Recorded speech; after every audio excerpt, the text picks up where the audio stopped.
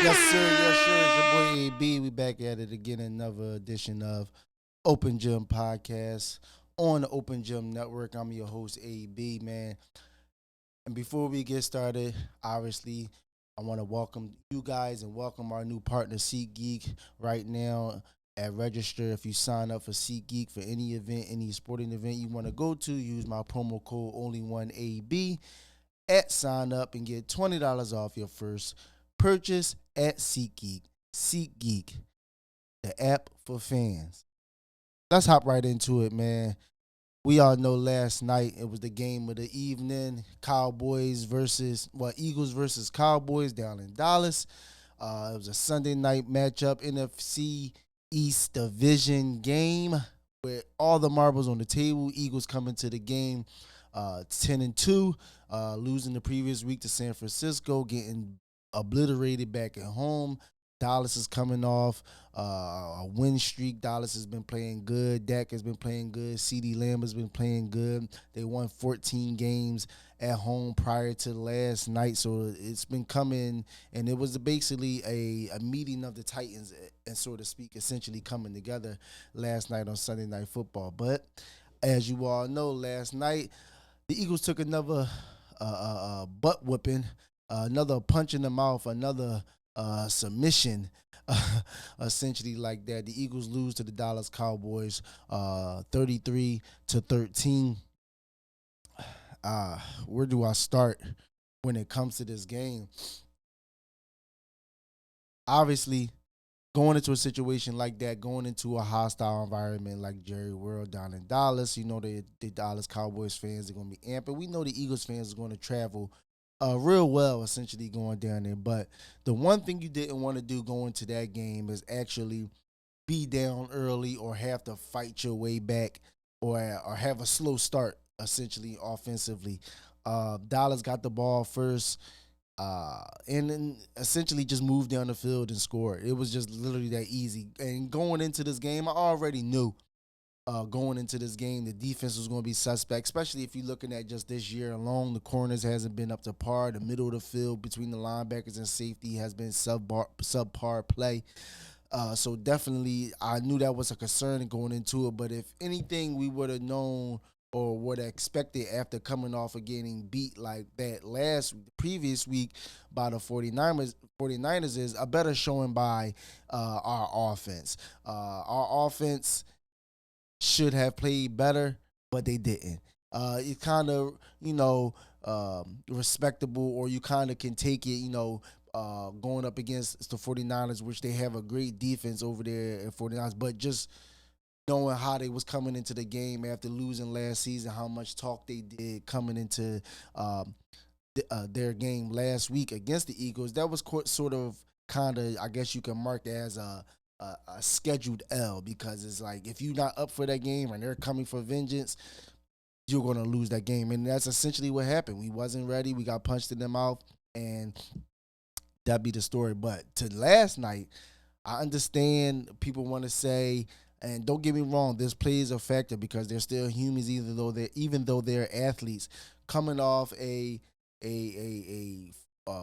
4 game stretch, 3 game stretch that they just did, and having to play 3 games essentially in 14 days, 13 days. It's kind of nuts, especially in a sport like baseball. I mean, like football, essentially like that. What takes a toll on you? Having people playing exceeded their stats, their minutes that they usually play. Then you also have rotating guys coming in, new additions coming in, and just people just hurt. Dollars gone, things of that nature like that.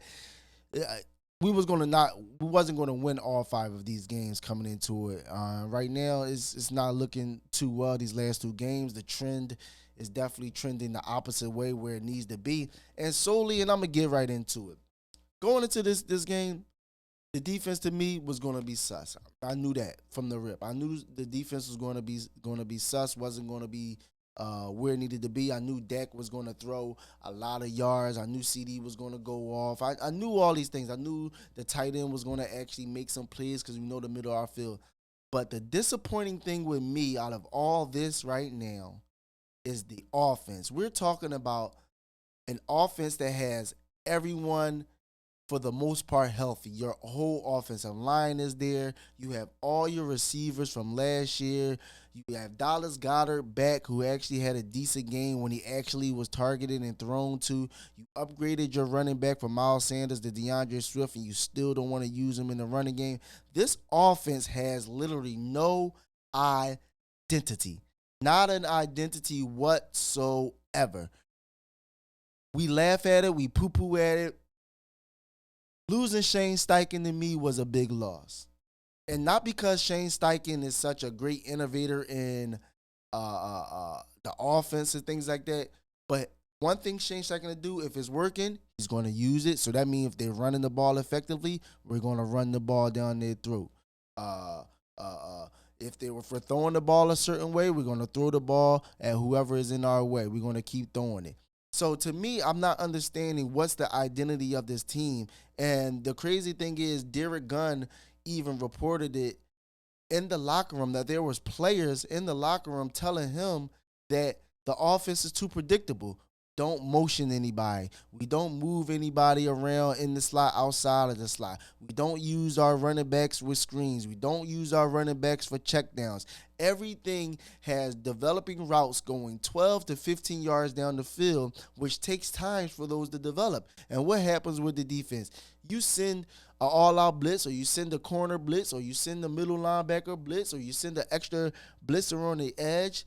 That speeds up the clock for a play that needs to take 2 to 3 seconds to get down the field and develop. You already have a player in the face of your quarterback in Jalen Hurts. And that was even evident last night. As you see, Jalen Hurts got sped up a little bit, getting rid of the ball earlier when he needs to, because it's the same thing that's going over and over and over and over and over again. It's repetitive. They say the definition of insanity is continuously just to do something knowing that it's not going to freaking work. And it's evident that this offense looks more like the year one Nick Sirianni OC play caller before he gave up the play calling duties to Shane Steichen. There's no way you can sit here and tell me it looks different. There's no way you can sit here and tell me it looks different than the year one Nick Sirianni offensive coordinator, play caller, head coach, whatever you want to call him year one. There's no way you can sit here and tell me it looks different. I'm looking at it. All the routes are down the field, post routes, fly routes, nothing underneath, nothing crossing, nothing short for the running back making their angle route coming out, giving the running back an option route, or giving your slot person an option route, sending the man in motion coming across the screen and then coming across the line of scrimmage and then coming back across once the route start. It's nothing creative going on with this offense. All I see is quarterback runs. Let's get to that even there. Even when it comes to the offense itself. With Shane Steichen, you had RPOs. Where's the RPOs? No RPOs are being ran anymore. All it is straight draw plays, run right, run left with your quarterback once again. There's no crossing routes. There's no. And can I get a hot route, please? Can I get a hot route off these blitzes? You literally see every man is up against the line of scrimmage on their way to come and blitz you, and we have nothing built into our offense to have a hot route that's behind the blitz that the quarterback could quickly get it out of his hands. We have a dynamic offensive talent on this team. Dynamic offensive talent on it. A.J. Brown, Devontae Smith, and I'm going to get to them in this game, but just overall, A.J. Brown, Devontae Smith, Dallas Goddard, DeAndre Swift, Boston Scott, Kenny Gainwell, Julio Jones, Quez Watkins, Adamake Zaccheaus. The list goes on and on. Yes, they are. We get down the list, they're on world beaters, but at the same time, you have talent on this team, and for us to sit here and look this putrid and pathetic and pitiful on offense is unacceptable. You put this offense with any other, and I hate doing this because I do like Nick Sirianni as overall as a head coach as far as keeping this team together and being a leader, which you can say these last couple, you can have an argument these last couple weeks.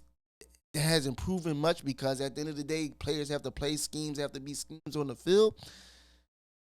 If you put this team, Sean McVay, a Kyle Shanahan, a lot of these different coaches that's in this, in Andy Reid, a lot of these different coaches that's in, shoot, give it to Shane Steichen. Look what he's doing down in Indianapolis with Gardner Minshew as his quarterback. Gardner Minshew at his quarterback, and he's still having success. Yes, they not winning as they used to, they early on in the season, but still, as far as how the offense go, they move the ball down the field and they score points. We're not scoring points anymore. You talk about going from averaging almost 30 points a game to you can't even crack 20 these last 2 weeks. And you can't say these defenses are stifling. If you want to make an argument the 49ers was a great defense, even though we still moved the ball on them, let's go back to the tape. We still moved the ball on them. The defense of the Cowboys isn't what they are. And we proved last night we can move the ball in the red zone. And let's get to these players. 3 red zone trips last night. 3 turnovers. Unacceptable. Unacceptable. Unacceptable. And what makes it worse, it comes from our 3 key cogs in this offense, where the offense runs through on a daily. First quarter, red zone trip after moving the ball, Jalen Hurts, fumble. After what? Another quarterback just running to the left. Second time in the red zone, throw the ball to A.J. Smith, A.J. Brown. What happened? Another fumble. Third trip in the red zone again, and this was a shocker to me. He had 2 hands on the ball. Devontae Smith, Smitty. Guess what happened? Another fumble of the ball. Not even counting the drops. 2 by Smitty. One by A.J. Brown, which was just a beautiful pass.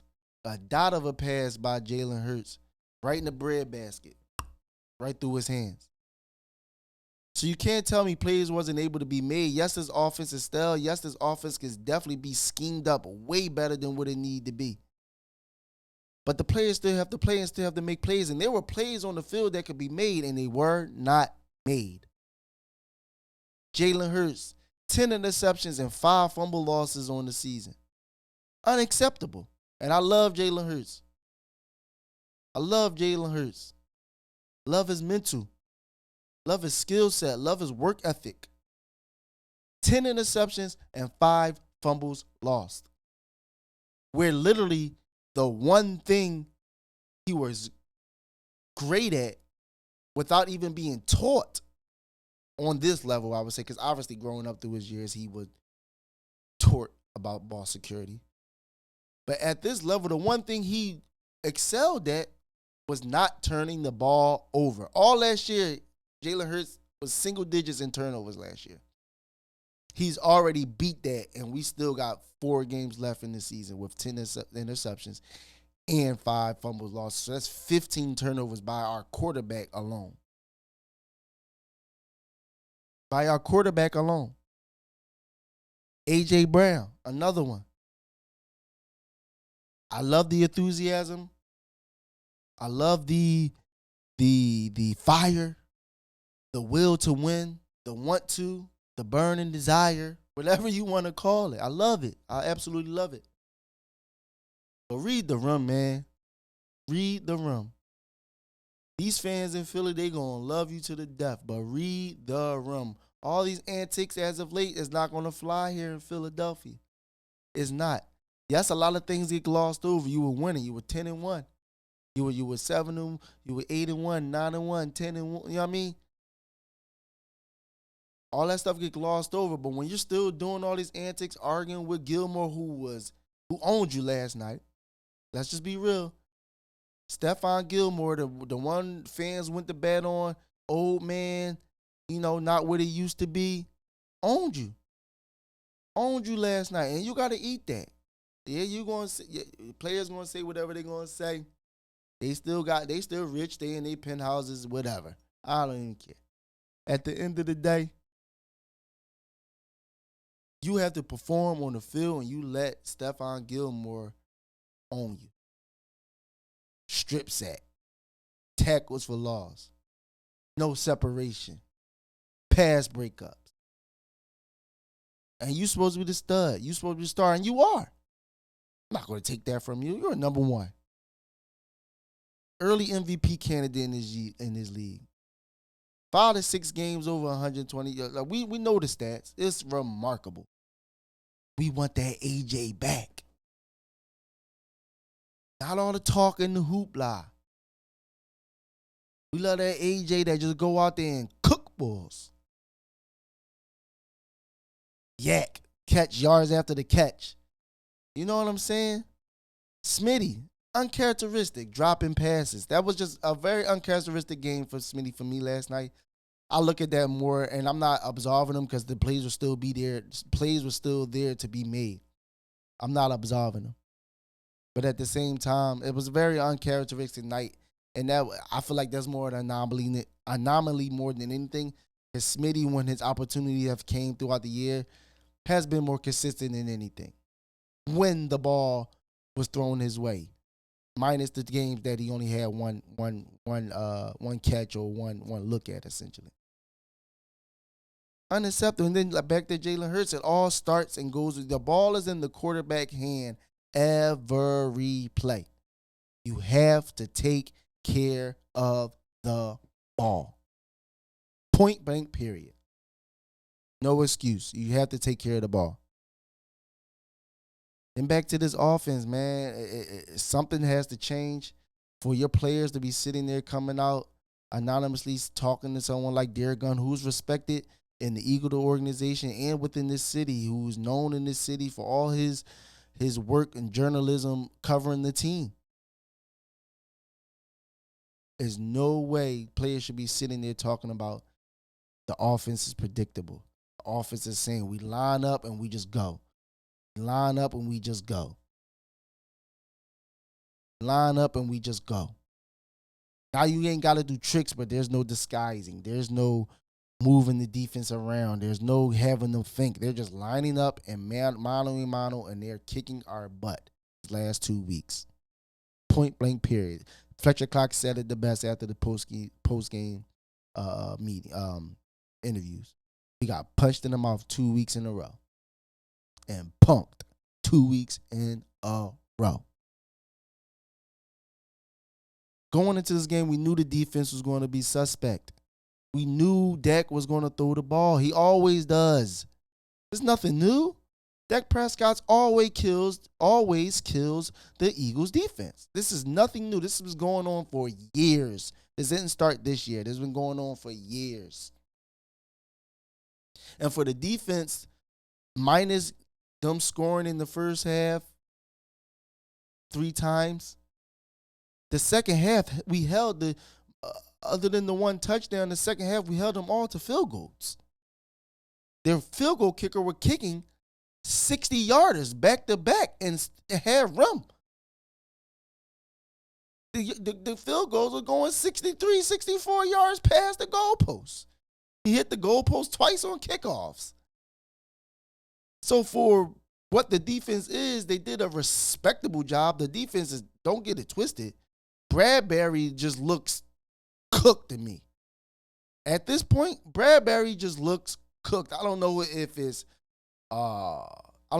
it's scheme or if it's communication more so out of there with a lot of, but I mean, come on. Some of the things I seen out there, he was just getting blatantly cooked. And they're relying too much on his defensive line. And again, the defensive line still showed up. You had the vet and the rookie making the play when we needed it the most after stalling out on the three and out prior for 4. Fletcher Cox with the strip sack, Jalen Carter with the scoop and score, which gave us our second touchdown, and that was it. Not even our second touchdown, our first touchdown, first and only touchdown of the game. It's unacceptable. Something has to change. Something has to be figured out, because for me, I know the subject is going to be the defense. I know the subject is going to be the defense as well. And rightfully so, because they stink. But I am more disappointed of the effort and the product that the offense has put out there on that field, and it starts with our head coach. Just last week, the OC of the Eagles, Brian Johnson, told us in an interview that this offense is Nick Sirianni's offense. Yes, he might get input from other players, but that call sheet that he has on the sideline with him, that is Nick Sirianni's offense he's calling. So I'm not saying Brian Johnson can be better if if Nick let go of the reins and let him do what he do. Maybe the plays do work, but it's more a situational thing. But something has to change. Someone has to look themselves in the mirror, and someone has to fix this. I need them. We got 10 days off. We travel to Seattle on a Monday night football game, which essentially we have to win the rest of these games, all 4 of these games. We got Seattle, we got the Giants, we got the Cardinals, and we got the Giants to end the year. The good thing is we still control our own destiny. If we win out, we're good. But the simple fact we're in this position, when all we had to do was at least win one of these games, these last 2 games, and we couldn't even put forth an effort. Not saying they quit, but it was a lot of just, after a while, we just like, let's just argue. Let's just go through the motions. Something has to change. Offensively, this offense has been pitiful, putrid, disgusting. And why don't we run the ball? And even if you don't run the ball, where's the extension of the run game? Where's the short passing games, the slants, the comeback routes, the angle routes out of the backfield from the running back, the swing routes, the screens, the option routes for the slot receivers, the reverses. It's a lot of things you can do just to get the ball in your playmakers' hands. There was a stat last night that the Eagles threw to only 3 players last night. 3. Dallas Goedert, A.J. Brown, Devontae Smith. We threw to 3 people last night. Unacceptable. We have 3 capable running backs. Even though you might not like one more over the other, you have 3 capable running backs. We have Julio Jones, Adamake Zaccheaus, and Quez Watkins rotating within the number 3 receiver spot. And you throw to 3 people. Again, I know y'all don't want to run the ball. It's a new league, which is foolish to me because football will forever be a grown man's sport and a will imposing sport. Run the ball. And we had success.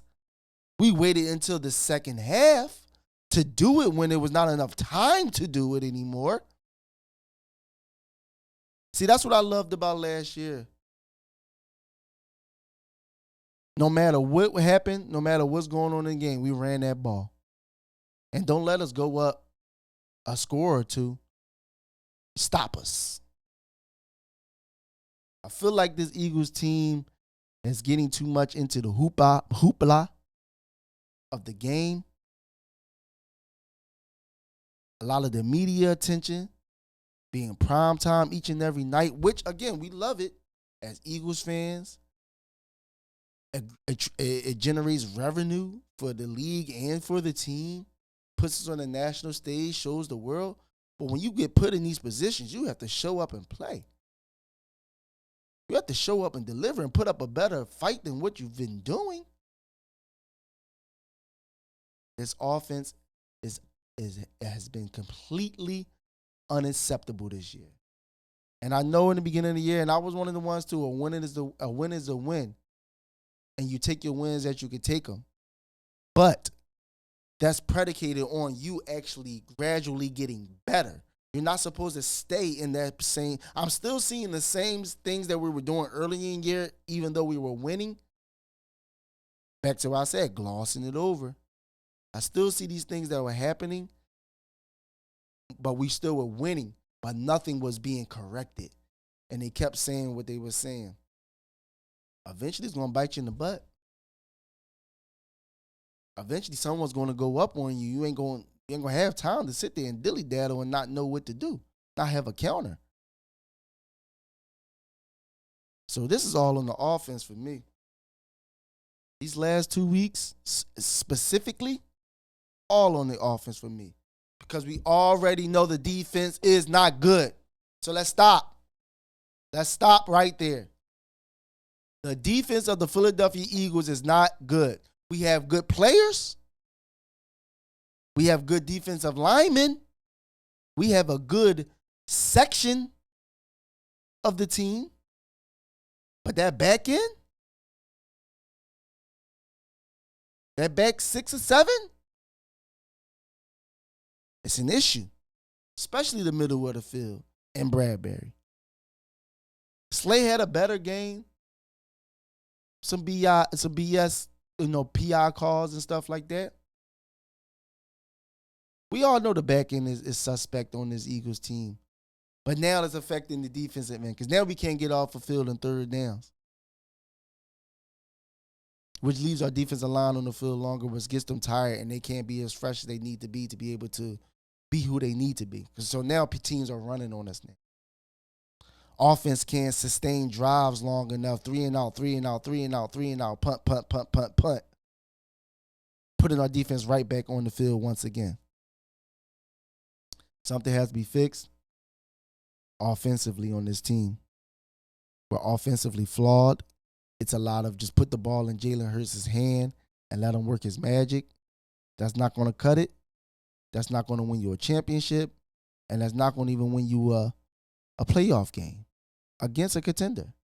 So now currently the Eagles sit at the 5th seed of the conference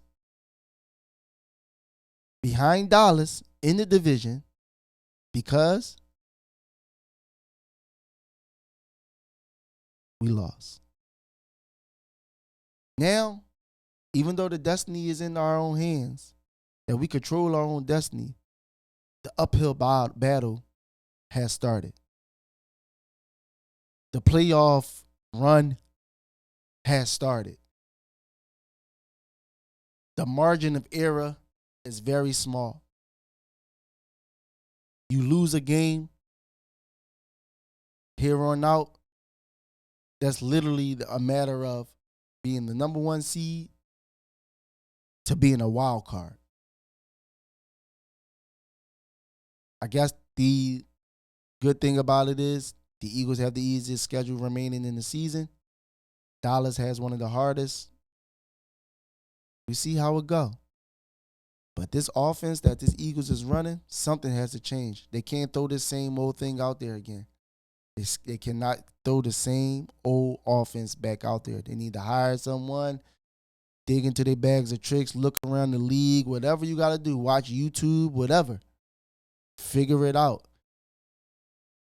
Because it's something I've seen and something I've noticed. Nick Sirianni will only be as good as his offensive coordinator will be. I'm going to say that again. Nick Sirianni, the head coach of Philadelphia Eagles, will be only as good as his offensive coordinator. Because if these reports is true, or what Brian Johnson said is true, that this is Nick Sirianni's offense, which if you go back to the year 1 Nick Sirianni and look how that offense was being ran prior to giving the play calling duties over to Shane Steichen, it looks a lot similar to what's going on. So y'all tell me, man, what's going on, man. I just want to touch that the Eagles, man. It's your boy AB, Open Gym Podcast. Make sure y'all stay with us. Got lots more for you. Make sure you subscribe. Make sure you like, share. And we going up each and every week, man. I'm out of here. Peace out. Yes, sir.